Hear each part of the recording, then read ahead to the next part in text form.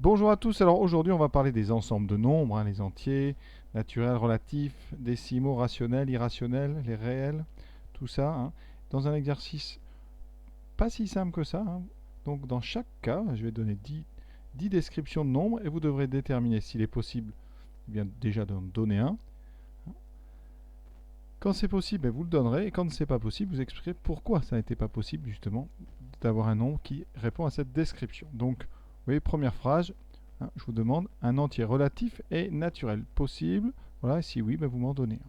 Alors, moi j'aime beaucoup ces exercices parce que là, on voit vraiment si hein, l'élève a compris un petit peu la construction des nombres réels. Alors, la chose importante dans la première question, c'est que il faut connaître la chaîne d'inclusion entre les différents ensembles. Donc, le plus petit, c'est l'ensemble des entiers naturels qui lui-même est inclus dans l'ensemble des entiers relatifs, lui-même inclus dans les décimaux, inclus dans les rationnels qui sont inclus dans l'ensemble des réels. Voilà, jusqu'en seconde, on ne connaît de toute façon que les réels, il n'y a pas plus grand.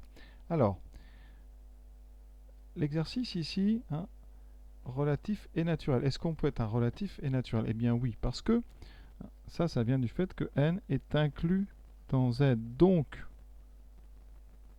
ça veut dire que les entiers naturels, donc les naturels, sont donc dans les relatifs. Donc les naturels sont des relatifs. Ça veut dire qu'ici, vous devez bien comprendre que les relatifs, eh bien, on va dire qu'il y a trois types de relatifs. Les entiers naturels non nuls, auxquels vous devez ajouter le nombre 0 qui est un petit peu particulier, je vais vous dire pourquoi, parce qu'après, vous avez donc les entiers relatifs donc négatifs non nuls.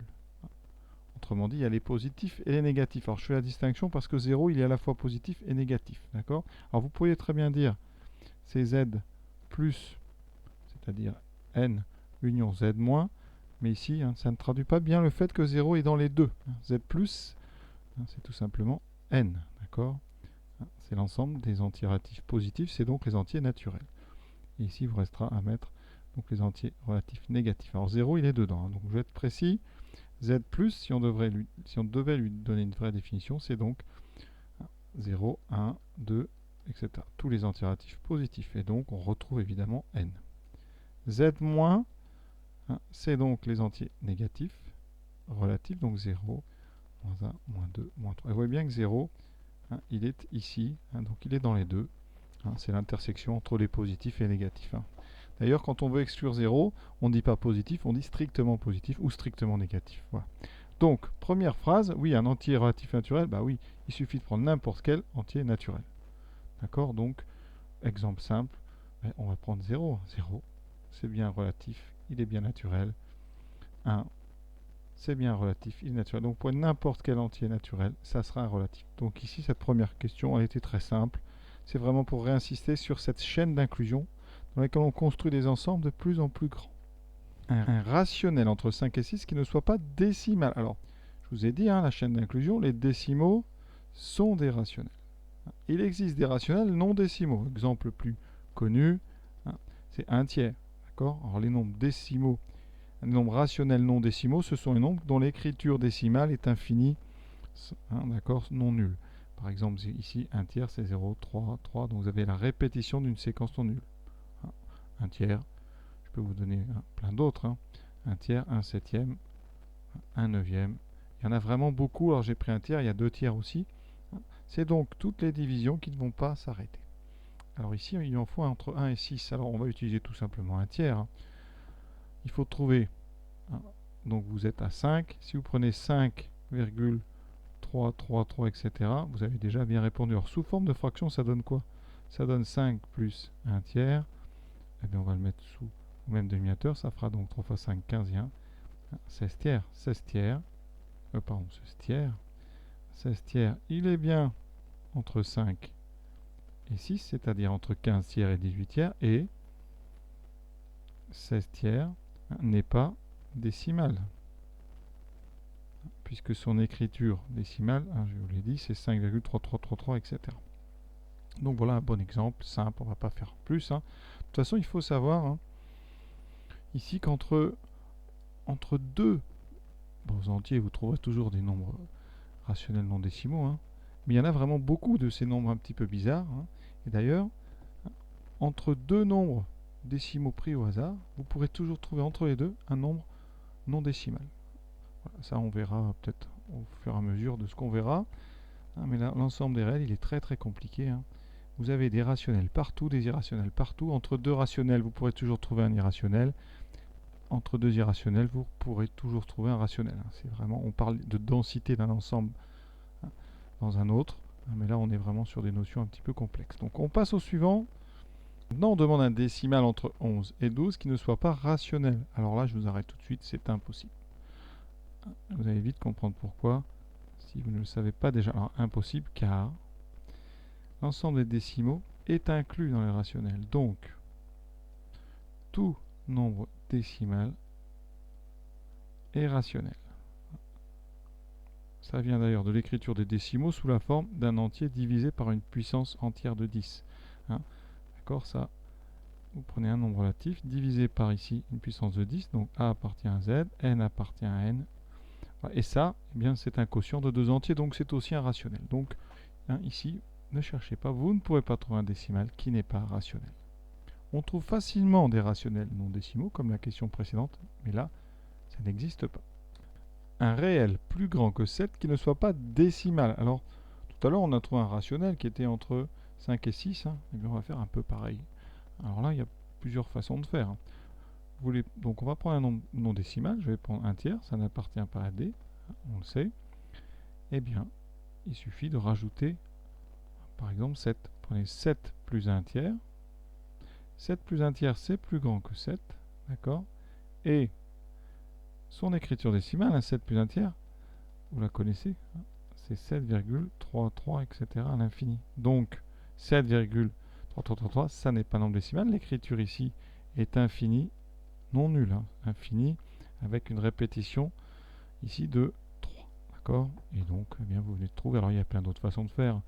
Vous pouvez prendre n'importe quel nombre qui n'est pas décimal. Alors, je prends encore pire, je prends pi, c'est un irrationnel. Il n'est pas décimal, on le sait très bien.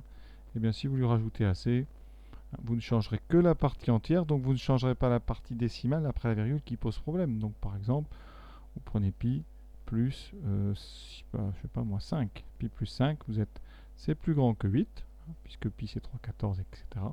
Et vous savez que pi plus 5, eh bien, ça s'écrira 8, alors, on ne connaît pas tout, hein, 31, 41, 59, etc., etc., etc., sans jamais, alors là c'est infini, sans répétition.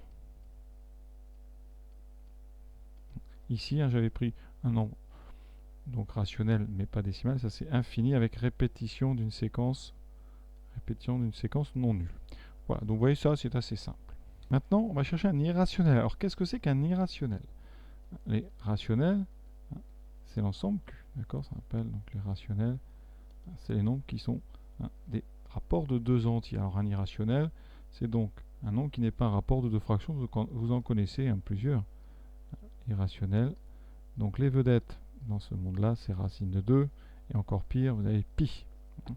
Alors, racine de 2, donc bah, c'est 1,414, etc. Mais après, donc vous avez une partie décimale infinie sans jamais aucune répétition. Pareil pour pi. Alors on vous demande un irrationnel non décimal. De toute façon, un irrationnel, première remarque, est toujours non décimal. Un irrationnel est toujours non décimal. Parce que s'il était décimal, il appartiendrait à Q, et donc il ne serait pas irrationnel. Le mot irrationnel, c'est pour dire justement que ce n'est pas un rationnel. Négatif, c'est simple, vous prenez donc moins racine de 2, hein, ça ne change pas la partie décimale, elle est toujours infinie sans aucune répétition. Pareil, vous prenez moins pi, hein, c'est vraiment des exemples simples. Un décimal compris entre 3 demi et 5 demi. Alors là, bon, il y a plusieurs façons de concevoir le problème, hein. On va déjà essayer de voir. 3 demi, c'est 1,5. 5 tiers, vous connaissez, c'est donc 1,66, etc. Il y a une répétition de 6. Donc vous devez trouver un nombre décimal entre les deux. Ben, très simple, hein. Vous voyez, on prend 1,6. Voilà, 1,6. Et bien entre 3 demi et 5 tiers. Et vous avez, ça y est, le tour est joué. Pas la peine d'aller chercher plus loin, vous voyez. Donc on peut continuer. Alors vous auriez pu donc répondre n'importe quel nombre entre 1,5 et 1,666. Alors je vais peut-être en donner d'autres. Vous pouvez répondre 1,6, 6 par exemple, 1,666. Vous pouvez prendre une centaine de 6. Vous allez vous approcher de 5 tiers en étant juste avant. D'accord? Et vous pouvez prendre aussi, si vous voulez, 1,51. Comme ça, vous serez très près du bord gauche. Voilà. Tous les nombres, donc, avec une partie finie après la virgule, qui sont entre 1,5 et 1,666, etc., vont convenir. Maintenant, un irrationnel compris entre 14 et 15. Alors, vous avez peut-être compris maintenant le principe. On choisit en fait un irrationnel. Prenons racine de 2, donc à peu près 1,414, etc. Et on va lui rajouter un entier de façon à ce qu'il se retrouve entre 14 et 15. Donc ici, je vais faire racine de 2 plus 13, qui sera donc 13 et 1, 14,414 ici, avec ici la même partie décimale que racine de 2. Donc infini, sans répétition. Et donc racine de 2 plus 13, eh bien c'est un irrationnel et il est bien par construction entre 14 et 15. Un rationnel compris entre 31 sur 13 et 32 sur 13. On va essayer de faire ça sans machine. Donc un rationnel, c'est un quotient. Là, vous avez donc deux rationnels. Il faut trouver un entre les deux. Alors on sait que vous allez voir, c'est assez rapide, mais il faut avoir la petite astuce. Le problème, c'est qu'entre 31 et 32, eh bien, il n'y a pas d'entier. Alors, première astuce possible, vous prenez 31,5 sur 13. Alors, c'est pas une forme qu'on aime, mais dans ce cas, on va la transformer un petit peu. On va l'écrire 315 sur 130. Et vous avez vu, c'est bien un quotient de deux entiers, donc c'est un rationnel. Et par construction, j'ai pris 31,5. Eh bien, 31 sur 13 est bien plus petit que 31,5 sur 13, qui est plus petit que 32 sur 13. J'ai bien fabriqué un rationnel qui est compris entre 31 sur 13 et 32 sur 13. Ça, c'est une petite astuce, c'est fabriquer des demi. Sinon, autre possibilité, eh bien, on va multiplier par 2, par exemple. Ça veut dire qu'on aura 62 sur 26 pour le premier et 64 sur 26 pour le deuxième. L'avantage, on va revenir à la même idée, vous allez revenir, c'est que maintenant, en doublant entre 62 et 64, on trouve un entier. Et donc, on va prendre 63 sur 26, qui est bien un rationnel, et qui est bien entre les deux nombres qu'il nous fallait. Ici, on retombe sur, de toute façon, 31,5 sur 13. Mais vous voyez, l'idée de multiplier par 2, comme ça, vous créez en fait de l'espace entre 62 et 64 que vous n'aviez pas entre 31 et 32. Reprenons d'ailleurs la même idée en multipliant par 3. Là, ça ferait 93 sur 39. Et là, 96 sur 39. Donc en multipliant par 3, mais maintenant j'ai deux possibilités, 94 sur 39 ou 95 sur 39. Ça veut dire qu'avec cette technique de multiplication, de transformation de la fraction, on peut comme ça montrer facilement ou imaginer, illustrer facilement qu'il y a autant qu'on veut de décimaux entre deux décimaux choisis au hasard.